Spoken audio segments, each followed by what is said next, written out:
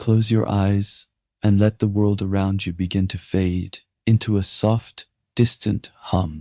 Tonight, we journey to a world of ancient starlight and long-forgotten shadows, a place where the wind whispers through the ruins of a kingdom that once was.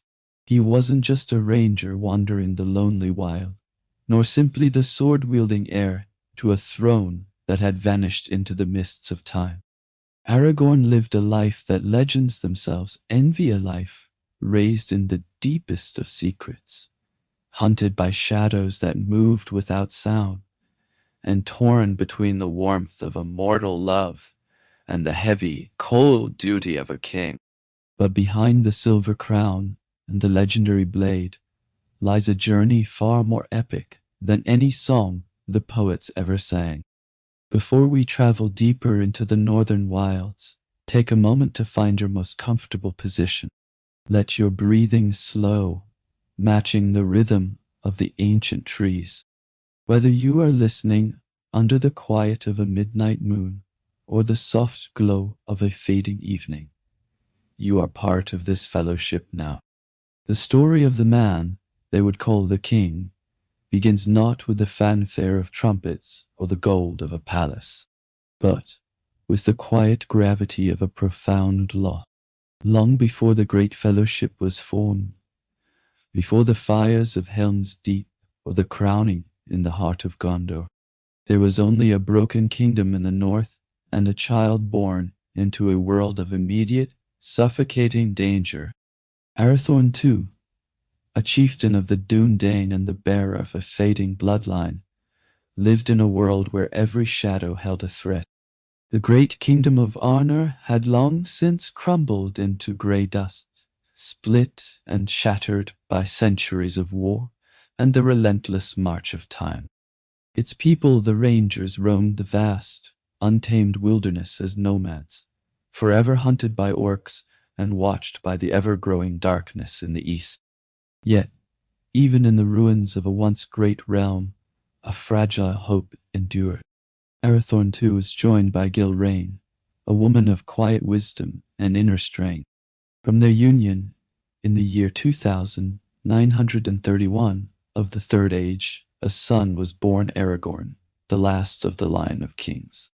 He was a boy who carried the weight of 3,000 years in his very veins, yet destiny is a cruel master. He would barely know the face of his father before the darkness claimed him. When he was but 2 years old, an orc arrow pierced his father's eye, leaving the young boy fatherless and his mother a grieving widow in a land that offered no sanctuary. Imagine the cold north winds blowing over those ancient broken stones.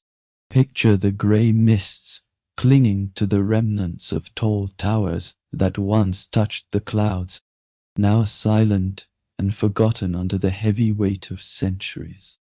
The world was cold, the night was long, and the path ahead was shrouded in a darkness no lantern could pierce.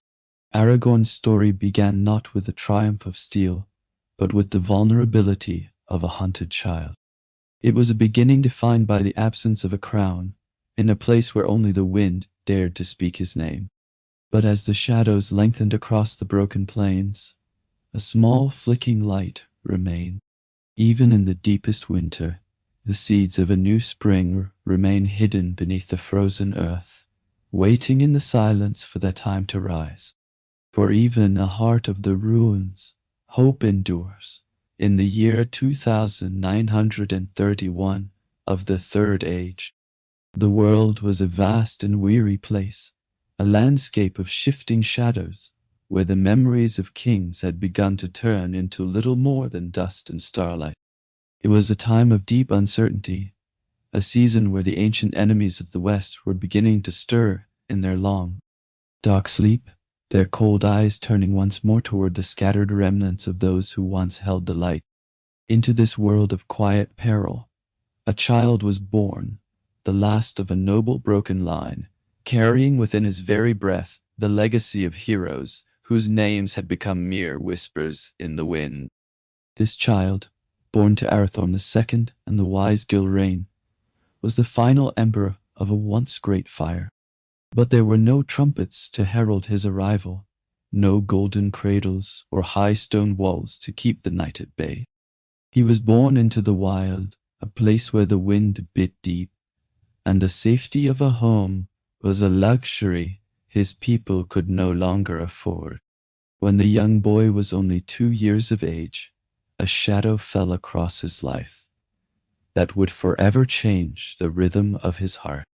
His father, Aragorn, a chieftain of the Dúnedain and a man of unyielding duty, led a band of rangers into the untamed, jagged wilds of Erior.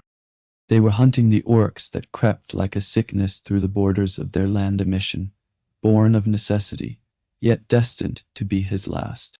In the chaos of a skirmish beneath the grey sky, a stray orc arrow found its mark, piercing the chieftain's eye.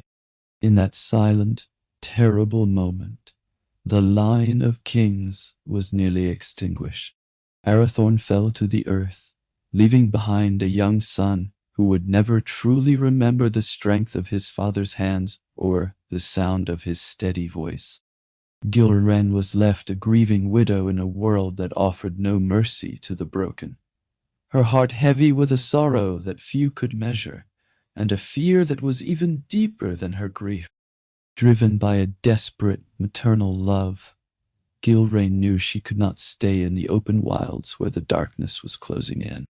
She took her son and fled across the rugged landscape, her feet weary and her spirit frayed, seeking the only sanctuary that remained, the hidden valley of Imladris. They traveled through the biting cold and the long, lonely stretches of the wilderness, until at last the air began to change. The harsh winds softened into a gentle breeze, carrying the scent of pine, ancient cedar, and the sweet, cool mist of falling water. As they descended into the valley of Rivendell, the heavy weight of the world seemed to lift, replaced by a profound, rhythmic peace that echoed from the very stones of the mountains.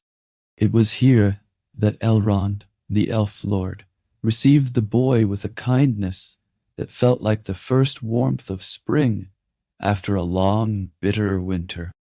But even in the safety of the waterfalls and the starlight, there was a secret that had to be kept.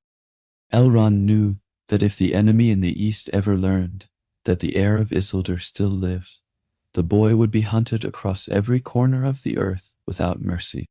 To protect him, to let him grow in the light before he had to face the storm. His true name and his royal heritage were buried deep beneath a veil of silence. Not even the child himself was allowed to know who he truly was. In the high sun-drenched halls of Imladris, the name Aragorn was never spoken. He grew up unaware of the kings and the fallen kingdoms that lived within his blood, protected by a beautiful deception that allowed him to be simply a child of the forest. In the melodic tongue of the elves, the boy was given a new name, Estel. It was a word that carried the weight of a promising name that meant hope. For Gilrain, watching her son run through the gardens of light, the name was a soft prayer held against the encroaching darkness. Estel lived a life far removed from the cold weight of iron or the heavy gold of crowns. To him, the world was a place of song and story. He knew nothing of the burden that would one day seek to break him. He only knew the kindness of Elrond, whom he loved as a father, and the soft voices of the elves that echoed like music in the twilight. He spent his days lost in the vast libraries of Rivendell, his fingers tracing the ancient scrolls of heroes and war, unaware that the very stories he loved were the mirrors of his own future. Imagine the deep, emerald silence of those hidden groves, where the stars seem to lean down to listen to the rustle of the leaves. In this place, where time itself moves with a different pulse, King was being raised in secret. No throne sat in his chamber, no crown touched his brow. There was only the quiet legacy of a broken sword kept in the shadows, and the weight of a destiny that had waited for 3,000 years to be reclaimed. while the world outside began to tremble, and the fires of Mordor flickered in the distance within the walls of Rivendell. The boy named Hope grew in wisdom and in spirit. He was the last flame of a fallen house, a soft light flickering gently in the dark, being nurtured by the grace of the undying and the silent devotion of his mother. Under the starlight and the watchful silence of the valley, the man who would one day command armies was first taught the peace of the woods. He was a king in hiding, a protector in the making, waiting for a dawn that he did not yet know was his to claim. Imagine the hidden valley of Imladris, a sanctuary tucked away behind the roaring, silver-veiled waterfalls and the ancient, white-limbed trees that have stood since the dawn of the world. This is a place of perpetual twilight, where the air is always cool and carries the faint, sweet scent of mountain pine, crushed herbs, and the ancient dust of forgotten scrolls. In these sacred open-air halls, the boy known as Estel lived a life entirely unlike any other child of men, protected from the cold reach of the shadows by the silence of the valley and the timeless wisdom of the Eldar. To him, Rivendell was not a fortress, but a living home where the very stones seemed to vibrate with the memory of better days. He knew nothing of the heavy iron of swords, nor did he understand the crushing weight of a crown. Instead, he knew only the fatherly kindness of Lord Elrond. The elves who walked these groves were not distant guardians to the boy, but kind, melodic voices that echoed like ancient, haunting songs through the long, golden twilight. Estel spent his long, slow days wandering through gardens of light places where the morning sun filtered through the high leaves in shifting patterns of dancing gold. He was allowed to run barefoot through the soft, dew-kissed grass, his laughter a bright and borrowed gift from a fate he did not yet realize was waiting for him. His mother, Gilraine, often watched him from the shadows of the marble porches, her eyes filled with a silent, lingering sorrow. She loved him with a fierce and protective devotion, yet she knew that every moment of his childhood was a fleeting treasure, a brief, sunlit pause before the hard, lonely path he was destined to walk. Lord Elrond had warned her that his journey would be difficult, and that if he were to survive it, he would often find himself standing alone in the vast reaches of the world. But for now, he was simply a boy of keen mind and swift foot, a quiet spirit who listened more than he spoke. The elves of the valley noted something ancient and profound in his steady gray gaze, as though the wisdom of many fallen lives had already begun to settle deep within his very bones. Often, as the afternoon shadows lengthened, Estel would find himself wandering away from the sunlight and into the vast silent libraries of Rivendell. There, amidst the comforting smell of ancient parchment and the soft, steady glow of flickering candles, he would lose himself in the stories of heroes, wars, and kingdoms that had long since fallen into gray dust. He moved through the rows of scrolls like a ghost of the past, his fingers tracing the ink of a language older than his race. But there was one story he returned to more than any other, the dark and tragic tale of Isildur. He would sit for hours in the silence, obsessed with the man who cut the One Ring from the hand of the Dark Lord, only to succumb to its seductive power in the end.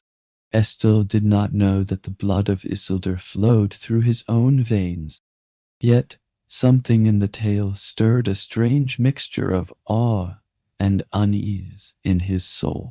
It was as if a part of his spirit already recognized the shadow of that ancient failure, even as he lived in the safety of a paradise that knew no war. By the time he reached his 10th year, the whispers among the elves grew more frequent. noting how quickly he learned the arts of speech and thought, and how he possessed the natural heart of a king. Elrond watched him with a quiet paternal pride, yet he also held back the truth of the boy's royal heritage, like a dam holding back a vast, rising flood.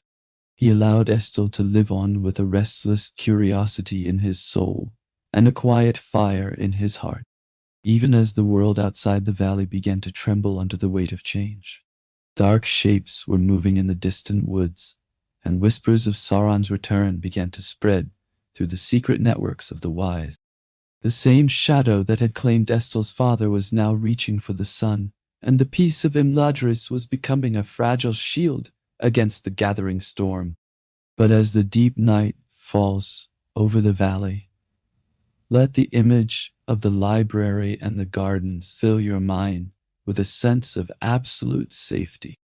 Imagine the physical weight of those ancient books, the quiet, rhythmic crackle of the hearth fire, and the soft sound of the Bruinen River as it flows eternally over the smooth stones outside. In this moment, as Estel lays his head down to rest, the collective wisdom of the ages settles around him like a warm, heavy blanket. His dreams are not of war or blood, but of the stars that are his companions. The same stars the elves sing to every evening from the high balconies. The valley remains a sanctuary of starlight and silence, a place where the air is still and the heart is finally at rest. The wisdom of many lives settles into his bones as he sleeps, a slow preparation for the man he is to become, even if he does not yet know his own true name. The day is done, the light has faded, and for now, the boy named Hope is safe within the arms of the hidden valley. Sleep now as the valley sleeps, embraced by the ancient trees and the eternal song of the waterfall. The world beyond is distant, a fading shadow that cannot touch the sacred ground.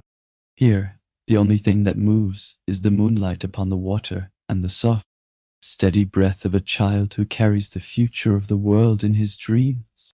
You can feel the stillness of the library, the coolness of the marble floors, and the deep abiding peace that only an elven refuge can provide. Let your mind drift like the mist over the river, knowing that for this one night, all is well. But remember, even the longest summer must eventually fade, and the days of innocence are numbered.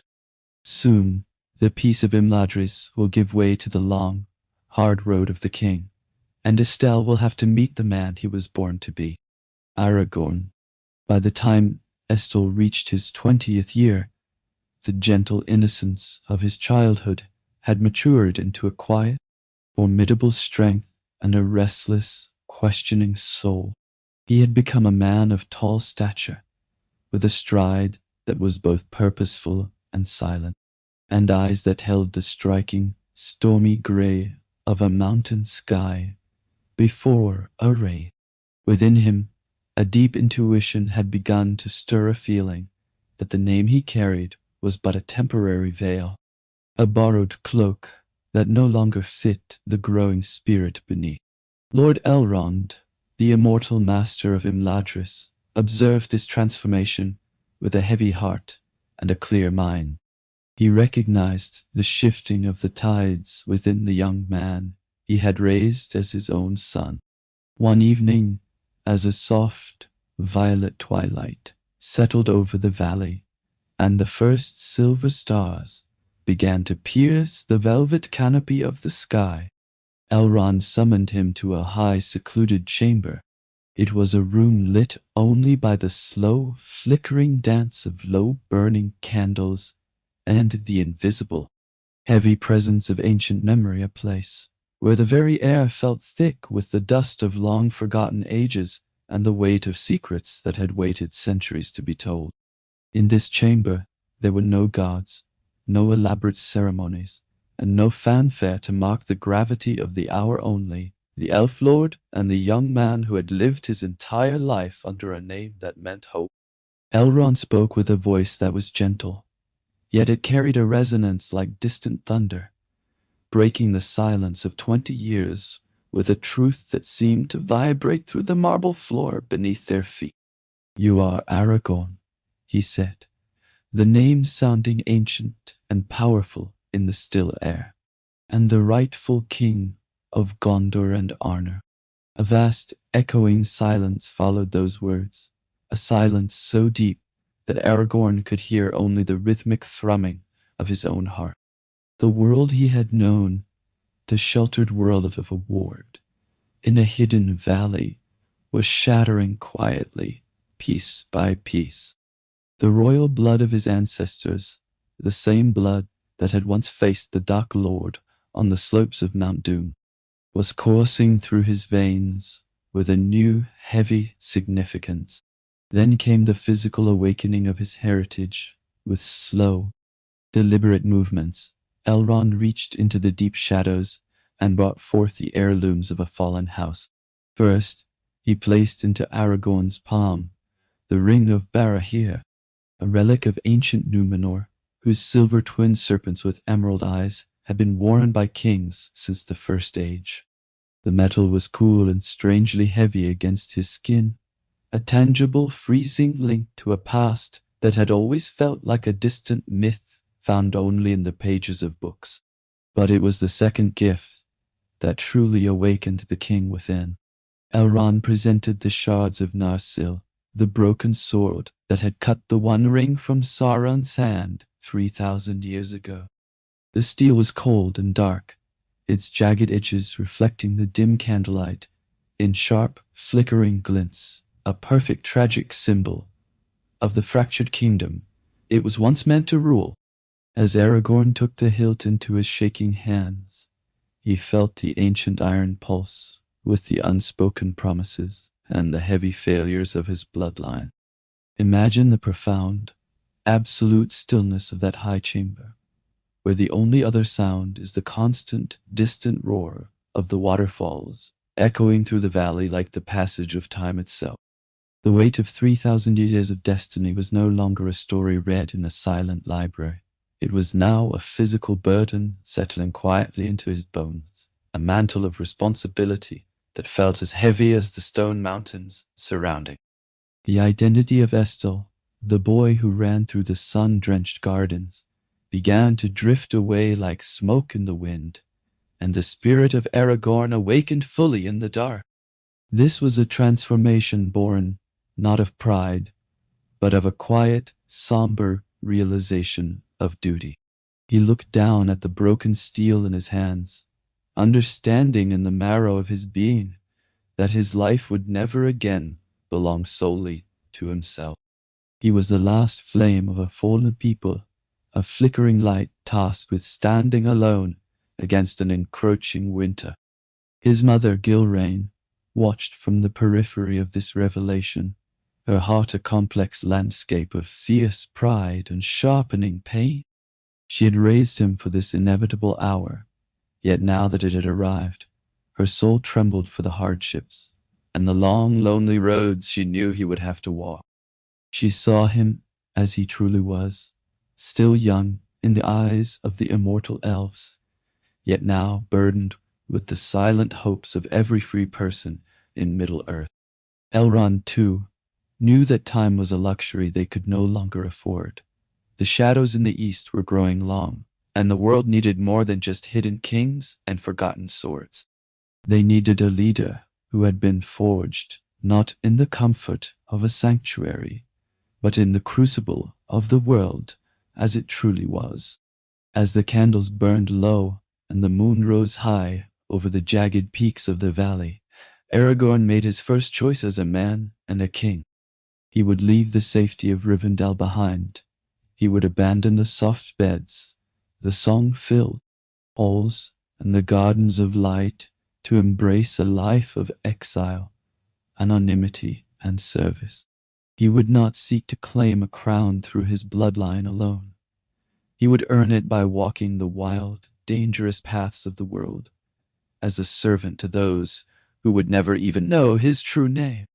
The road ahead was vast, untamed, and whispering with a danger that the ancient scrolls could never fully describe. But before he took his first step into the cold, midnight wilderness, fate had one more complication to place in his path: a radiant, immortal presence that would test the strength of his heart even more than the weight of his father's sword. He must now leave the only home he has ever known and step into the long, starlit shadow of his own legend. Bedin fag, to trunstego, dogko, agsh 010, fantis, so sana antiuchi, shim dogimo, dung character count, bienentro, si, dogotko, honk 4. 500 kta, de dando, si, dio 6, 500 kti cho, video 90 foot, jungta sian kai taksao, achan va o, se, tien al se, al se, tia al Lothlórien, va chinda eta jan vo tien tet.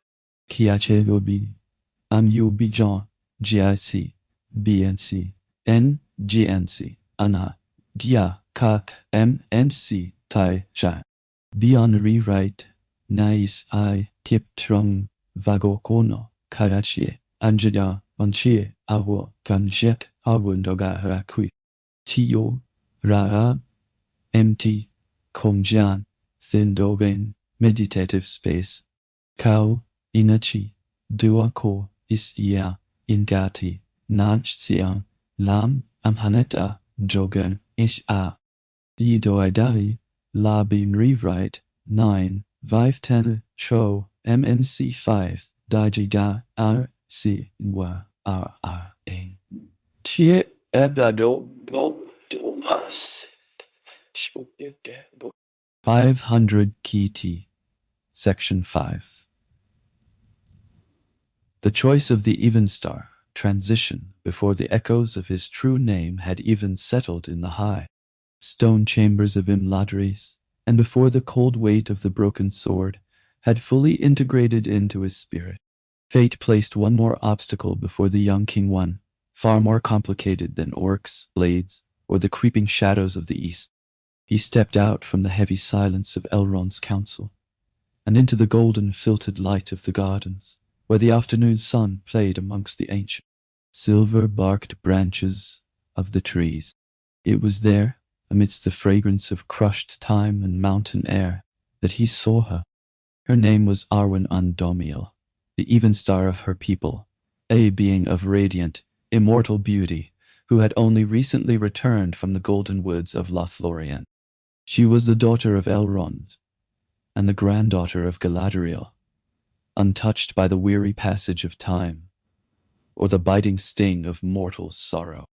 To the world, she was a figure of near mythical grace, yet to the man who stood before her, she was the very breath of the stars made flesh.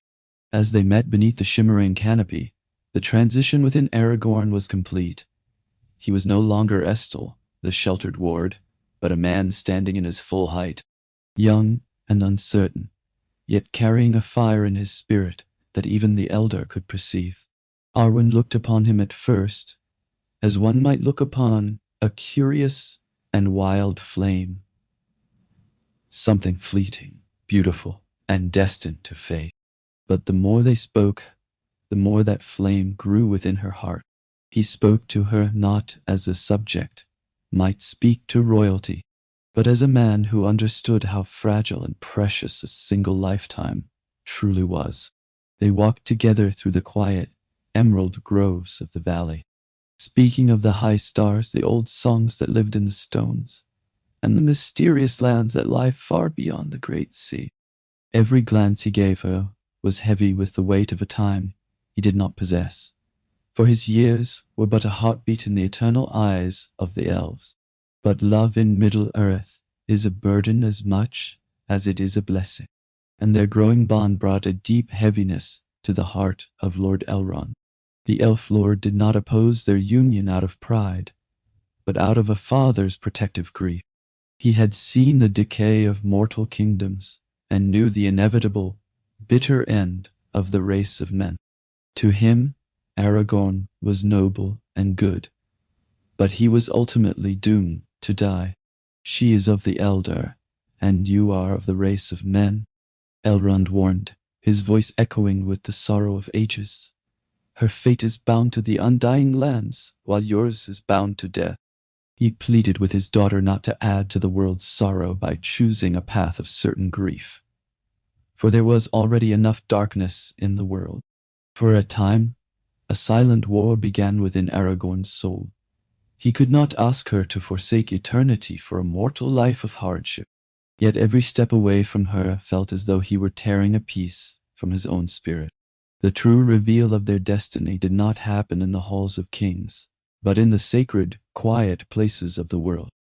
Arwen eventually returned to Lothlórien, where time moves slower and the trees hold the light of a different age, to reflect upon the choice that stood before. Under the golden Malorn trees, she spoke with her grandmother, Galadriel, who could see into the deepest parts of all hearts. It was in that place of ancient power that Arwen finally made her resolute and irreversible decision. She would give up the immortal life of the Eldar. She would not sail west to the undying lands where her kin awaited. She would remain in the world of men for the sake of Aragorn. It was not a choice made of impulse, but one of profound understanding. She chose to become mortal, to bind her life to the flickering flame of a man, knowing with absolute certainty that she would trade forever for a single, beautiful lifetime. Imagine the profound stillness of that decision, a quiet vow that echoed louder than the crashing of the great seas. Arwen knew she would eventually know the bitterness of loss. She knew she would watch the man she loved age and fade while she remained, and that one day she would walk the earth entirely alone. Yet, even with the shadow of death looming at the end of her road, she chose love. She chose the depth of a mortal life over the endlessness of an immortal one. While Aragorn wandered the wild, testing his body and spirit in the fires of war, Arwen had already passed her greatest trial. She had surrendered her divinity for the chance to stand beside him, a sacrifice that spanned across races, ages, and the very line between death and eternity. Now, as the moon hangs low over the jagged, silver peaks of Rivendell, feel the deep and abiding peace of a choice made from the heart. The air is perfectly still. The waterfalls are but a distant, rhythmic murmur, and the starlight reflects in the quiet, dark pools of the valley. Aragorn prepared to leave the only home he had ever known, carrying no crown and no promises, only the heavy, beautiful memory of the woman who had given up everything for him. He turned away from the golden trees and the song-filled halls, his heart anchored by the light of the evenstar, even as he stepped into the gathering dark. The long road of the ranger awaited him, a road of mud, shadow, and cold winds. He did not go as a beggar. He went as a man who knew he was loved by the highest queen of the elves, carrying her memory like a hidden, warm flame within his breast. He walked out of the hidden valley and into the vast, untamed wilderness of Middle-earth, where his legend was truly to begin. As his boots met the dirt of the road leading away from Imladris, the comfort of the elven halls faded into the rustle of the wild forest. He was a man already at war with the world, a wanderer with a forgotten name. But within his silence, a king was beginning to rise. Every step took him further from the starlight and deeper into the rugged reality of the common folk, where he would learn to lead not by blood, but by action. Dogan Yaten Kwan Hai, MSC Bot RII 7-5-10. Van Tikchitit, Wodogim Chiu, Tokaka, Shoyan Am Ta, Ban Satais Ekiwai, Lesh Se, Angoi, Kyo Tang, Enij Che, Vea Ko, Sia Tum, Tin, Si, Den, Tit Shoshe, Doch Sleep-Story, Energie Zie, Undum, Dank, Charakter Count, Dogai La, von Dogon L, MSC 6, Chagol, Call, through 800 Ki T. TA 6 500 Fie MNC 0 Vu da dai nai video si thor thoi qua nan kong jogak rukangish trong 1790 foot da dai siwaim gyak sien tem sinoto mo ti inche ishen tentihe tnht shan tren 12 cnt muima sim elnasi in dogo ko dan dan pio dan en he naun kachesi kash bgnc dogan lamti de viskata en atsikat giana alti tansha sidan dan hanes tre tan han anis trin logi di dogai la bien rewrite 9 5 10 cho sie hi mnc do kan n tu kyak qua m et d mo ti ja quan n it di gondu. Section 6. The Long Road of Strider. Slow story, character target. D6, 500 Aragorn turned away from the silver waterfalls of Rivendell and stepped into a world that had long forgotten the name of its kings. For decades, he chose not to return to the high sun-drenched halls of Imladris. The memory of Arwen's radiant face and the crushing, silent weight of his own destiny made staying there an unbearable fire. Instead, he surrendered himself to the forgotten edges of Middle-earth, vast, untamed reaches where kings were regarded only as fading myths, and duty was performed without a single witness. He became a ghost in the wild, a man of no title and no country, known to the simple folk of the north only as a wanderer named Strider. He learned to sleep in the cold mud beneath the roots of ancient trees, and to walk the windswept, lonely plains of Rohan with a stride that left no mark upon the earth, yet carved a deep, unyielding resolve into the very marrow of his bones.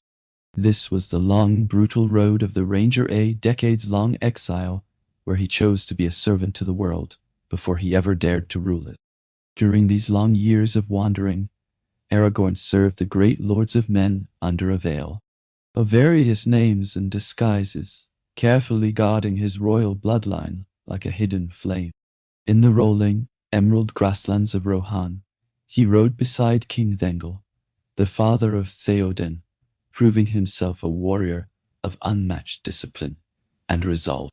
The riders of the Mark knew him only as Thorongil, the Eagle of the Star, a name that whispered of nobility but revealed nothing of his true crown. Later, his path carried him south to the stone city of Gondor, where he served beneath steward Ecthelion. Though he wore no jewels and carried only a broken hilt, his command was respected as if the crown were already upon his brow. He advised in the high councils, rode at the head of great armies, and even led a daring, silent assault against the corsairs of Umbar, setting their dark fleet ablaze beneath a moonless sky. Yet, as the people cheered his name, he did not stay for the glory or the gold. He slipped back into the night as quietly as he had arrived, leaving behind only the lingering legend of a captain with stormy gray eyes, and a name the wind had already carried away. His travels took him even further into the sun-scorched, dusty lands of the far south, where the stars above were strange, and the enemies were without number. He fought and bled in lands where the air tasted of salt and sulfur, observing the long, cruel arm of Sauron's influence as it stretched across the world. Through these grueling trials, Aragorn began to understand the world not through the cold lens of power, but through its deep, abiding pain. He saw what war did to the weak, and why kingship must be a form of quiet service, rather than a throne of pride. He returned to the north older, leaner, and hardened by a sorrow that few mortal men could comprehend. But while he sought the solitude of the wild, The darkness was awakening. Gandalf the Grey, his oldest and most trusted ally, turned to him with a mission that would save the world while remaining forever hidden from the records of kings.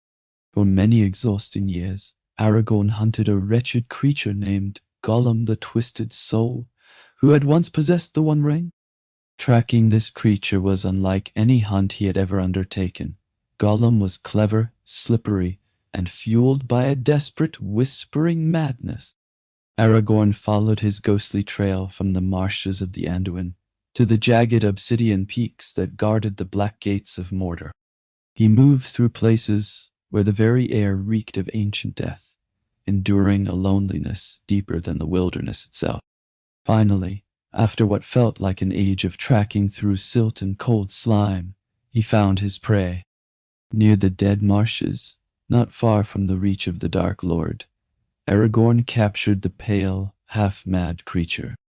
He bound him and brought him north through dangerous shadowed lands, delivering him at last to the wood elves of Mirkwood.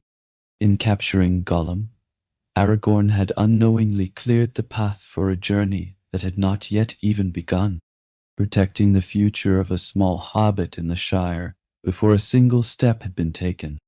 Imagine the profound, rhythmic silence of those long years, the sound of his own steady breathing, the soft crackle of a lone campfire in the dark, and the endless, measured beat of his boots upon the earth. In the mud, in the deep, abiding silence of the wild, Aragorn was not chasing the gold of a crown or the songs of poets. He was chasing worth. He was forging a king out of the raw iron of his own endurance, one quiet act of unseen service at a time. This was a man who had walked the entire length of the world, seeing both its fragile beauty and its deep rot, yet never once wavering in his silent vow. He was a king in the dirt, a protector of small villages that would never know his name, and a man who had finally learned how to carry the weight of 3,000 years without being crushed by the burden. The long hunt for Gollum was finally over, and the creature was hidden away in the shadows of the woods. But the great shadow of the east was lengthening faster than anyone had feared. Gandalf had uncovered the terrifying truth. The One Ring had been found, and it sat in the hands of a gentle hobbit named Frodo Baggins. The enemy was now fully away, and the 9 riders were out in the open air, searching the borders of the Shire with a hunger that knew no end. The time for secret service and quiet tracking had passed. Aragorn rode for the village of Bree, for though the hunt for the creature was done, the war for the very soul of the world was just beginning. Aragorn entered the small village of Bree as the sun dipped beneath the rugged horizon, a quiet and unassuming place where few ever paid attention to the larger, darker currents of the world. He stepped into the Prancing Pony, a smoky, low-ceilinged inn, filled with the murmurs of travelers and the heavy, comforting scent of roasted meat, pipe smoke, and rain-drenched wool. Hooded and silent, he sat in a dark corner near the hearth, his stormy eyes never leaving the door. He was no longer the Captain Thorongil or the heir of Isildur. To everyone in this room, he was simply Strider, the weathered ranger whom the locals regarded with a mixture of fear and suspicion. When Frodo and his companions finally arrived, they were clumsy and entirely unaware of the darkness trailing them. An accident caused the ring to slip onto Frodo's finger, and in a terrifying flash, the hobbit vanished into thin air. The room froze, whispers stirred like dry leaves, and in that moment, Aragorn knew the enemy had finally seen his prize. In the shadows of a private room, lit only by a dying fire, Strider revealed himself to the terrified hobbits.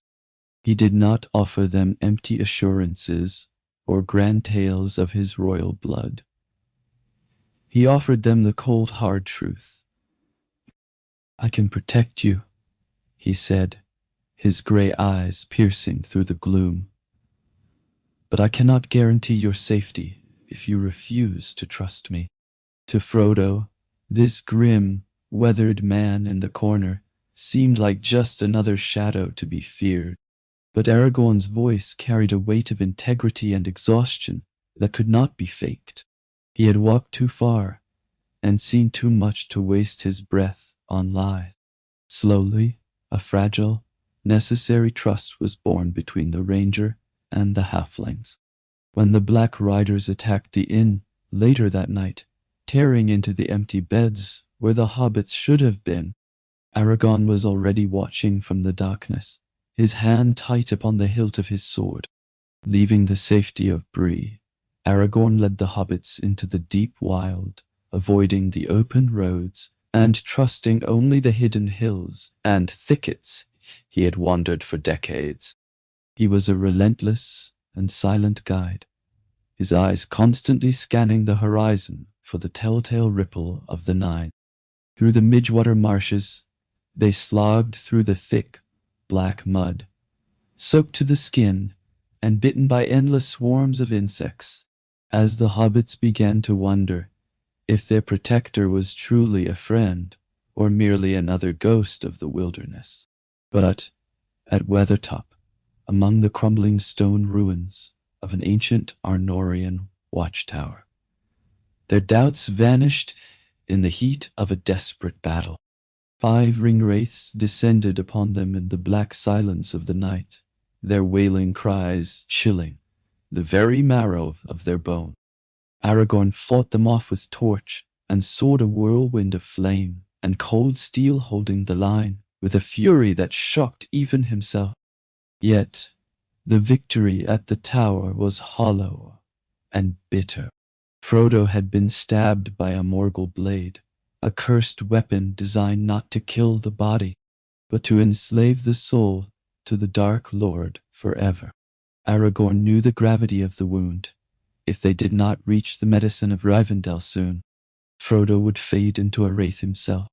The ranger became a man possessed, leading the group through rivers and across jagged ground without a single hour of sleep. His own strength, the only thing keeping them moving. When Frodo faltered and the grey cold began to take him, Aragorn carried the small hobbit upon his own back, a king serving the smallest and most vulnerable of his subjects. He provided firelight and warmth when the others fell into despair, acting as a steady, unbreakable anchor in a world that was rapidly dissolving into shadow. Just as it seemed, the darkness would finally prevail. Salvation arrived in a flurry of white light and silver steel. Arwen rode into their path like a wind from the west, her presence a sudden, radiant warmth against the grey gloom of the wild. She took the dying Frodo into her arms and rode for the ford of Bruinen, summoning the ancient power of the river itself to wash away the Black Riders who pursued them. Aragorn watched her from the bank, his heart swelling with a mixture of love, relief, and a fierce reminder of exactly why he fought. Battered, bloodied, and nearly breathless, the group finally arrived at the gates of Rivendell. Frodo lived, and for a brief moment, the heavy weight of the journey was lifted.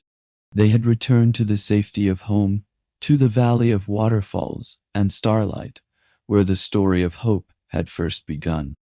Imagine the deep warmth of the hearth in Rivendell, after the biting, cold rain of the wild. Feel the softness of the elven cloaks and the steady, rhythmic pulse of the falling water that tells you the danger has passed for now. Aragorn had brought them through the deepest shadow, serving as the shield that did not break when the world grew dark.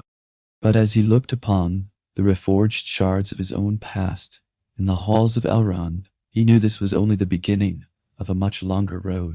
They were safe within the hidden valley, but the road to destiny was calling louder than before, and the next step would lead them far beyond the reach of any sanctuary. The sun-drenched halls of Rivendell, which had once been a place of quiet, youthful reflection for the boy named Estel, had now transformed into a high theater of ancient tension and profound crisis. Imagine the Council of Elrond not as a gathering of loud voices, but as a somber circle of weary souls, gathered beneath the soaring marble arches, where the morning sun filtered through the autumn leaves in a soft, celestial glow of gold and amber. Representatives of the free peoples, the graceful elves of the woodland, the sturdy dwarves of the ancient mountains, and the tall, silver-clad men of the south sat in a silence so heavy it felt as though the very stones of Imladris were leaning in to listen. The One Ring rested upon a central stone plinth, its golden surface looking cold, ancient, and mocking, revealing to all present the terrifying truth that Sauron had returned to claim the world in fire. Aragorn stood at the very periphery of this gathering, cloaked in a quiet, weathered dignity that masked the long internal storm of his own heart. He watched in silence as old rivalries resurfaced. Yet when Boromir of Gondor questioned his authority and the strength of his long-faded bloodline, Aragorn did not respond with a warrior's pride. Instead, he stepped into the light with a steady, humble purpose that seemed to anchor the room. "I am Aragorn, son of Arathorn," he declared, his voice resonating like a bell through the morning air. "And if, by life or death, I can protect you, I will." In that moment of absolute decision, the broken shards of his past were finally brought into the sacred light to be made whole. The sword Narsil, which had remained shattered in the shadows for 3,000 years, was taken up by the master smiths of the elves. As the rhythmic hammers fell in a slow, hypnotic beat that echoed through the valley, the blade emerged from the flame as Andúril, the flame of the Westa weapon that gleamed with the fire of a legacy reborn. It was no longer just a cold relic of a failed king. It was a beacon of hope for a world standing on the brink of an eternal winter. Elrond confirmed the truth that the wise had long suspected. This traveler in travel-worn boots was indeed the rightful heir of Isildur and the true king of Gondor and Arnor. Though Aragorn flinched inwardly at the crushing weight of the title, he no longer refused it. He accepted the burden of the ring's journey as part of his own destiny. Thus, the Fellowship of the Ring was born of fragile, unlikely alliance of 9 individuals bound together by a single, impossible task. Aragorn walked among them, not as a commander, but as a guardian, watching over the small hobbits with the protective gaze of a man who understood the profound innocence they were about to lose. As they eventually left the warmth of the sun-drenched valley and crossed into the unforgiving wild, the world grew cold and hostile. Snow choked the high mountain passes of Caradhras, and a fury that felt ancient and unnatural turned them back from the heights. With the path over the mountains closed, they were forced into the one road Aragorn had always dreaded, the long-abandoned kingdom of Moria. Once the proud subterranean realm of Khazad-dûm, it was now whispered to be a vast, silent tomb. As the great stone doors creaked open, a suffocating, absolute darkness swallowed them whole. The air inside was still and stale, thick with the scent of ancient dust, damp stone, and the lingering weight of death. They moved cautiously through the hollowed halls, their footsteps echoing off cold floors, like the ticking of a clock in an empty room. In the silent, lightless chamber of Balin's tomb, the peace was finally shattered by the rhythmic, booming beat of drums in the deepest sound that signaled the end of their secrecy and the arrival of a nightmare. The battle that followed was a whirlwind of shadow and desperate, flashing steel. Hundreds of orcs swarmed the chamber like a black tide, and Aragorn fought with a cold, rhythmic precision, his blade singing in the gloom as he defended Frodo with everything he possessed. But then, a deeper terror stirred the Balrog of Morgoth, a shadow with fire for limbs, and a presence that chilled the very air. Even Aragorn, a man who had faced death in 100 forms, felt a chill of primal fear crawl down his spine at the sight of a demon older than the kingdoms of men. They fled across the crumbling, narrow bridge of Khazad Dûm, but Gandalf turned back to stand against the beast alone. With a cry that would haunt the Fellowship for all their days, the wizard fell into the bottomless abyss, dragging the shadow down with him into the dark. Imagine the absolute, crushing silence that followed as the remaining 8 members stumbled out of the East Gate and into the harsh, blinding sunlight. They were broken, breathless, and consumed by a grief that seemed too heavy for any mortal heart to carry.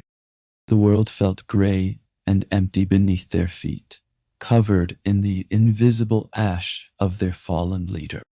Aragorn, though his own heart was shattered by the loss of his friend, knew they did not have the luxury of mourning in the open.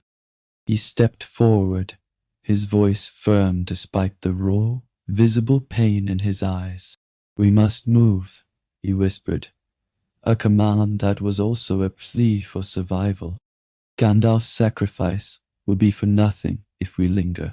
In that moment of profound loss, the watchful ranger had fully transitioned into the leader. The world required the spine of the group, the compass that would guide them through the deepening dark toward the only hope that remained.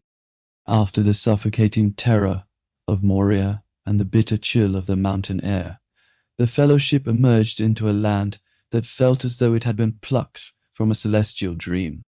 They entered Lothlórien, the golden wood, where the trees were tall, silver-barked, and the leaves turned to gold but never fell to the earth. Here, the air was sweet and held a peculiar, heavy stillness, as if time itself had slowed to a rhythmic, ancient crawl. It was a sanctuary where no evil could easily enter, a place where the very trees seemed to whisper secrets, older than the stone mountains they had just fled. For the weary travelers, it was a place of profound rest, but for Aragorn, it was a homecoming of the spirit. He knew this land well, for it was the realm of Galadriel, the Lady of Light and the grandmother of his beloved Arwen. Aragorn stood before the Lady Galadriel, not as a travel-worn ranger, but as a man who carried the heavy legacy of a kingdom in his quiet heart. Galadriel, with eyes that held the light of distant primordial stars, looked deep into his soul, searching for the strength that lay beneath his profound exhaustion. She did not judge him for his doubts or the heavy grief he carried for the fallen Gandalf. Instead, she saw the endurance that had allowed him to survive the long, lonely years in the wild. She saw the boy who had been raised in secret, and the man now burdened by the fate of the entire world. In the quiet of the evening, she spoke to him of the choice his beloved had made beneath the stars of Rivendell. "She has chosen," Galadriel said gently, her voice like the rustle of leaves in a summer wind. "The path of the Evenstar is now bound to yours." This reveal was both a comfort and a curse, a reminder of the immense, eternal price that had been paid for his potential success. Aragorn said nothing, for he had carried the knowledge of Arwen's sacrifice like a hidden warm flame within his breast for many years. Knowing she had given up her immortality to share a single mortal life with him, gave him a resolve that no orc blade or dark wizard could ever hope to shatter. While others received gifts of silver and silken elven cloaks, Aragorn's gift from the lady was one of profound, silent significance, a simple, elegant sheath for his reforged sword, an Andúril, and a gaze that seemed to pierce through the veil of time itself. "You are Isildur's heir," she reminded him, not because of the ancient blood in his veins, but because he possessed the rare will to endure when the world grew cold, and all others would have fallen. Imagine the deep emerald peace of the woods at night, where the only sound is the soft, melodic singing of the elves from the high platforms, tucked among the branches. Aragorn walked among the golden malorn trees, his spirit finally finding a moment of rest after the horrors of the dark. He thought of the sacrifice Arwen had already made, the forever she had traded for a future that was still veiled in the thick smoke of war. He vowed in the absolute silence of his heart to be worthy of that love, and to protect the world she had chosen to call her own. In the quiet woods of Lothlórien, hope did not just exist. It breathed with a steady, rhythmic pulse that filled the cool night air. The grief for Gandalf began to soften into a solemn memory, and the strength of the fellowship was slowly renewed by the grace of the lady. For a brief, suspended moment, time did not matter. Aragorn stood perfectly still beneath the golden leaves and the eternal starlight, a man caught between the history of his ancestors and the uncertain future of his race. He felt the coolness of the elven air on his skin and the weight of the new sheath at his side, a physical reminder that he was no longer walking alone into the dark. The safety of the golden wood was a gift, a chance to breathe and remember his purpose before the world began to move again. But he knew the borders of this paradise were not the end of the journey. They were merely a preparation for the hardships to come. As the morning mist began to rise from the Silver River, the fellowship prepared to leave the sanctuary and head deeper into the gathering storm. They carried with them the gifts of the lady and the renewed strength of their shared, silent purpose. The southern horizon was no longer a line of hope, but a sprawling, heavy tapestry of thick smoke and flickering, jagged orange flame. The white city was burning. Minas Tirith, the proud, 70th jewel of Gondor, stood under a desperate and suffocating siege, as the skies above it blackened with the soot of war and the rhythmic, terrifying beat of winged beasts. Imagine the heat of the fires clashing with the cold stone of the citadel, while catapults roared in the distance, their heavy burdens crashing against walls that had stood for millennia. Down on the Pelennor fields, orcs flooded the land like a dark, relentless tide, and in the very heart of this gathering storm, Gondor stood entirely alone, its hope flickering like a lone candle in a great gale. But far from the city walls, beneath the immense, silent shadow of the White Mountains, Aragorn was walking a darker road, the dim Holt Road, a haunted path where the dead do not suffer the living to pass. Accompanied only by the elf Legolas and the dwarf Gimli, Aragorn approached the mouth of the mountain, a place where the air felt thick and ancient, carrying a chill that did not come from the wind, but from a lingering 3,000-year-old curse.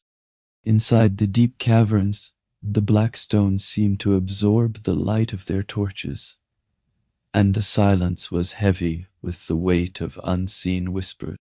These were the shadows of traitors' men who had once sworn a sacred blood oath to Isildur, but fled into the darkness when the Dark Lord first rose. For 3,000 years they had been cursed to linger in the grey twilight of the mountain, neither alive nor truly dead, waiting in the stillness for the one who could call them to fulfill their vow. As the ghosts circled them, their voices sounding like the dry rustle of wind over old bone, Aragorn did not flinch. He drew the sword and Andúril, and the blade gleamed with a cold, absolute truth. "I am Isildur's heir," he declared into the hollow dark, his voice echoing through the stone chambers. "I summon you to fulfill your oath." Imagine the profound, absolute stillness that followed as the king looked into the hollow, pale eyes of the dead. He did not speak as a supplicant, but as a ruler whose time had finally come, and the shadows recognizing the authority they had once betrayed, began to follow him into the light. They sailed up the great river Anduin in the black ships of the corsairs, arriving at the docks of Gondor not with banners or songs, but with a terrifying, ghostly silence that chilled the blood of the enemy. When the sails dropped and Aragorn emerged, a tide of pale, shimmering warriors poured from the ships like a winter storm of cold vengeance. No mortal blade could stop them, and no wall could hold them back. They tore through the ranks of the orcs like a bitter wind through dry, fallen leaves. The tide of the battle turned in a single sweeping motion, and what had seemed like Gondor's final hour became the moment of its miraculous salvation. When the fields were finally quiet, and the sky began to clear of the suffocating black smoke, Aragorn turned to the army of ghosts. Their long-delayed debt was paid, and the shame of their ancestors was washed away. With a single gentle word that carried the weight of a king's mercy, he released them. "Be at peace," he whispered, and the spirits faded away like morning mist dissolving in the rising sun. Gondor was saved, but the war was far from its end. Aragorn looked toward the black gate of Mordor, knowing that one final, desperate march remained a suicide mission wrapped in the hope of a distraction. He rode at the head of a small army into the very mouth of death, his voice ringing out across the broken plains to hold the ground when all courage seemed to fail. He was no longer a ranger. He was a leader who had walked through death to ensure that life might endure for one more day. The end of the great shadow did not come with a roar of victory, but with a tremor that shook the very foundations of the world. From across the ashen, jagged plains of Mordor, a roar like the end of the world echoed as Mount Doom erupted in a pillar of fire, and Barad-dûr, the seat of the Dark Lord's power, crumbled into ruin. The great eye, once fixed with a terrifying intensity upon the world, wavered, screamed, and then vanished into a profound and absolute silence. The ring was destroyed, and the darkness that had suffocated Middle-earth for an age peeled away like smoke, caught in a sudden, fresh wind. Aragorn stood upon the shattered stones of the black gate, covered in the grey ash of the battlefield, and whispered a quiet, heartfelt prayer for the two small hobbits who had finished what no king or army ever could. The white city of Minas Tirith, battered and scarred by fire, but still standing tall against the sky, opened its high gates to receive the man who had brought the light back to its ancient streets. The people lined the stone ways in a silence that slowly transformed into a rhythmic wave of cheering that swept the entire city. But for Aragorn, the coronation was not a moment of pride. It was a moment of deep spiritual service. At the steps of the citadel, where the white tree had stood withered and dead for generations, Gandalf held the ancient silver crown of Gondor. Aragorn took the crown and bowed his head, accepting it not as a conqueror, but as a healer and a guardian.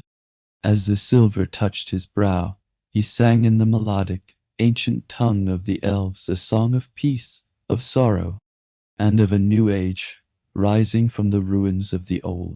Yet, amidst the gold and the silver of his coronation, Aragorn did not forget the small hands that had carried the world. Before the entire gathered host of Gondor, the king knelt before 4 small hobbits from the Shire. "You bow to no one," he told them, his voice thick with a genuine reverence that transcended his own crown. It was a moment that defined his entire reign. A kingship forged in humility.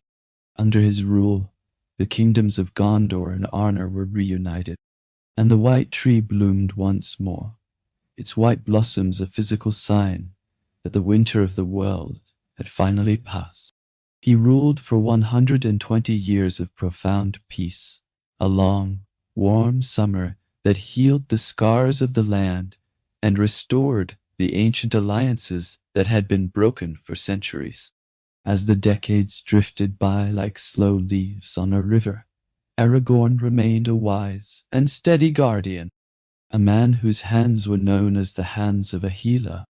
But unlike the elves he had grown up among, he was a mortal man, and he knew that even the longest day must eventually fade into the twilight. In the 120th year of the Fourth Age, feeling the gentle weight of his years, he chose to relinquish his life willingly, following the path of the ancient kings of Númenor, who left the world before weakness could claim them. He lay in the House of Kings, his sword across his chest, and looked upon Arwen one last time. "This is the gift of men," he told her gently, "to leave when the work is done." With peace in his heart and the memory of the light in his eyes, he willed himself to die, leaving behind a kingdom renewed and a legacy that would outlive stone and song. With the passing of the king, the light of the Evenstar began to dim, and a profound silence settled over the city of Gondor. In the stillness that followed Aragorn's death, Arwen Andúril, once the queen of the reunited kingdom, felt the full weight of the mortality she had embraced. She had traded eternity for a single lifetime, and that lifetime had now run its final, beautiful course. There were no ships left to carry her to the west, and no healing to be found in the undying lands. She was now bound to the same earth that held the remains of her love. She gave her final blessing to her son, Eldarion, and then turned her back on the stone walls and the blooming white tree of the city. She journeyed alone, a shadow of her former self, back to the empty silver woods of Lothlórien, where the malorn trees still stood tall against the sky. But the forest was silent now, for the elves had long since sailed away, and the songs that once filled the trees had ended with the turning of the age. Arwen made her way to the hill of Seren Amroth, the very place where she and Aragorn had first spoken their hearts to one another under the stars. It was here that she had chosen to be mortal, and it was here that she finally laid herself down upon the soft, mossy earth to rest. She wore no crown and no jewels, only the memory of the man who had walked in the shadows so that the world could live in the light. Imagine the soft, rhythmic rustle of the wind through the golden leaves as it whispers her name for the last time. Arwen's passing marked the final end of an age, the last echo of the high elves in Middle-earth. Her love and her sacrifice became the bridge between the worlds of the firstborn and the race of men, a story that would be whispered by firelight for generations to come. Aragorn's legacy lived on in his son, and in the hearts of every ranger who kept watch over the wild places of the world. His story was not one of perfection, but of endurance, the story of a man who doubted, who bled, and who chose to lead not with power, but with principle. As you drift now into the deep quiet of the night, remember that greatness is not something one is born with. It is forged in the fires of love, the weight of sacrifice, and the unwavering pursuit of a purpose higher than oneself. The sword Andúril rests in the halls of kings, and the white tree still blooms in the morning sun. The world moves on in peace, a world bought by the choices of a man who kept no hope for himself. Rest now, for the work is done, and the shadow has been pushed back. Let the image of the golden woods and the silver stars fill your mind, and sleep in the light of the king who became a legend forever. Greatness is forged in love. Rest now.